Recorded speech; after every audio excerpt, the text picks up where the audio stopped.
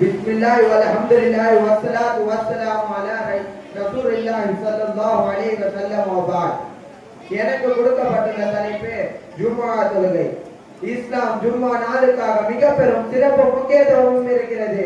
நாயகம் நபி ஸல்லல்லாஹு அலைஹி வஸல்லம் அவர்கள் கூறினார்கள், சூரியன் உதிக்கும் நாட்களிலேயே மிகச் சிறந்த நாள் ஜும்ஆவுடைய நாளாகும். அந்த நாளில் தான் ஆதம் அலைஹிஸ்ஸலாம் அவர்கள் பிறந்தார்கள். அந்த நாளில் தான் சோழத்திற்கு அனுப்பப்பட்டார்கள். அந்த நாளில் தான் சோழத்திலிருந்து வெளியே வருகை புரிந்தார்கள். அந்த நாளில் தான் கியாமத் ஏற்படும். எனவே ஜும்ஆவுடைய நாளை கண்ணியப்படுத்துங்கள். மேலும் விரைவாக பள்ளிவாசலுக்கு சென்று திலாவத், தொழுகை போன்ற இபாதத்துகளில் ஈடுபடுங்கள். ஜும்ஆ தொழுகை கட்டாய கடமையாகும். அதில் 2 ரகாத்துகள் உள்ளன. ஜும்ஆ தொழுகைக்கு முன்னதாக இமாம் மெம்பர் படியின் மீது ஏறி உட்கார்ந்து அவர் முன் நின்று முஅத்தின் பாங்கு சொல்ல, அதன் பிறகு இமாம் மக்களின் முகம் பார்த்து எழுந்து நின்று குத்பா ஓதுவார்.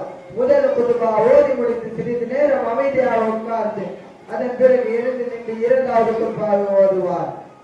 குத்பா நிறைவு பெற்ற பிறகு இமாம் மெம்பர் படியில் இருந்து கீழிறங்கி தொழுகை நடத்தும் இடத்தில் நிற்பார். அதன் பிறகு முஅத்தின் இகாமத் கூறியவுடன் இமாம் வரிசையை சரிப்படுத்துவார். ஜமாதான தொழுகைக்கான விளக்கத்தில் கூறப்பட்டபடி இமாம் தொழுகையை நடத்துவார். ஜும்ஆவில் 2 ரகாத்துகளில் சூரா ஃபாத்தியாவையும் துணை சூறாவையும் ஓதுவது சத்தமாக ஓத வேண்டும்.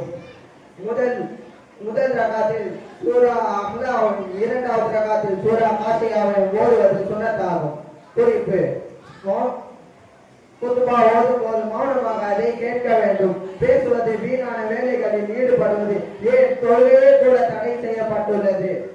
மேலும் கூறப்பட்ட விஷயங்களில் செயல்பட்டு அதன்படி அமல் செய்வதற்கு அல்லாஹ் உங்களுக்கும் எனக்கும் அருள் புரிவானாக.